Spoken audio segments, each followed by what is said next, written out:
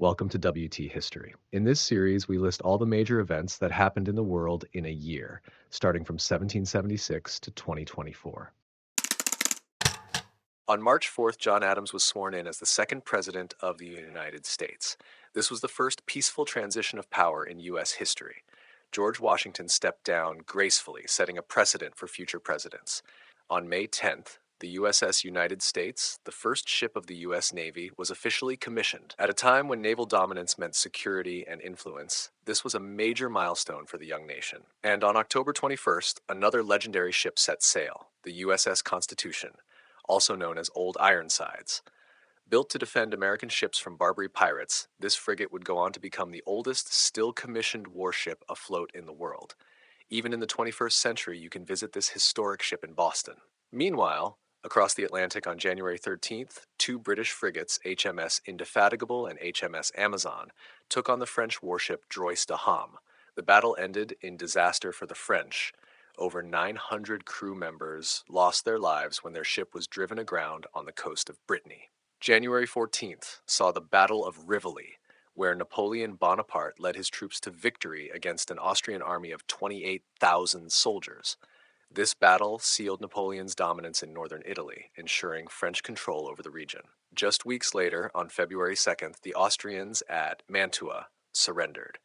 Though the garrison had 16,000 men, many were too weak to fight after months of siege. The French continued their Italian campaign with another battle on February 3, this time at Faenza. A French corps of 9,000 soldiers crushed the Papal States' army at Castel Bolognese. The Papal forces were no match for Napoleon's disciplined army. Pope Pius VI had no choice but to sign the Treaty of Tolentino with France on February 19th. The Pope had to hand over vast treasures, land, and even priceless works of art to Napoleon. This was a major blow to the Papal States. On March 13th, Luigi Cherubini's opera Mayday premiered in Paris. This dramatic opera, based on the myth of Medea, showcased the power of music in the Revolutionary era. Another battle followed soon after. On March 16th, at Valvasone, Napoleon once again defeated the Austrians near the Tagliamento River, pushing them back further. By April 18th, it was clear that Austria couldn't win. Napoleon signed the Armistice of Leoben, bringing Austria to the peace table and setting the stage for a formal end to the war. On May 12th, Napoleon Bonaparte conquers Venice, ending the city and Republic of Venice's 1,100 years of independence. The last Doge of Venice, Ludovico Menin, steps down. The Venetian ghetto is thrown open. On June 28th, French troops landed in Corfu, beginning a period of French rule over the Ionian Islands. Just a day later, Napoleon announced the formation of the Cisalpine Republic in Italy. He appointed ministers and gave it a constitution, essentially turning it into a French satellite state. On September 4th, the coup of 18 Fructidor took place, where 3 of the 5 leaders of the French Directory arrested royalists and even discarded election results. This was a clear sign that revolutionary France wasn't quite done with its chaos yet. Then, on October 17th, the Treaty of Campo Formio officially ended the War of the First Coalition. Austria surrendered, recognizing Napoleon's conquests in Italy and beyond. And finally, on October 22nd, Frenchman André-Jacques jumped from 3,000 feet using a silk parachute, landing safely in Parc Monceau, Paris. This moment laid the foundation for modern skydiving and aerial safety. Before moving on, consider subscribing to support the channel. On February 14th, one of the most significant naval battles took place, the Battle of Cape St. Vincent. The British Royal Navy, under Admiral Sir John Jervis, faced a much larger Spanish fleet near Portugal. Despite being outnumbered, Jervis's fleet secured a decisive victory, strengthening Britain's dominance at sea. Just a few days later, on February 18, the British continued their campaign against Spain by capturing Trinidad. Spanish Governor José María Chacón surrendered the colony without a fight to British forces under Sir Ralph Abercrombie. This marked the beginning of British rule over Trinidad, which would last for over 160 years. But while Britain was expanding overseas, it faced an unexpected threat at home. On February 22, French forces landed in Wales, the last ever invasion of Britain. Under the command of American Colonel William Tate, a force of 1,400 soldiers landed near Fishguard. Their mission? To incite a rebellion against the British government. But things didn't go as planned. Just 3 days later, on February 25, the invasion collapsed. The French, poorly supplied and faced with strong resistance from local militias and even Welsh women, surrendered without much of a fight. On March 5th, a different kind of mission began. Protestant missionaries from the London Missionary Society landed in Tahiti aboard the ship Duff. This marked the beginning of British missionary work in the Pacific. Today, this event is still celebrated as Missionary Day in French Polynesia.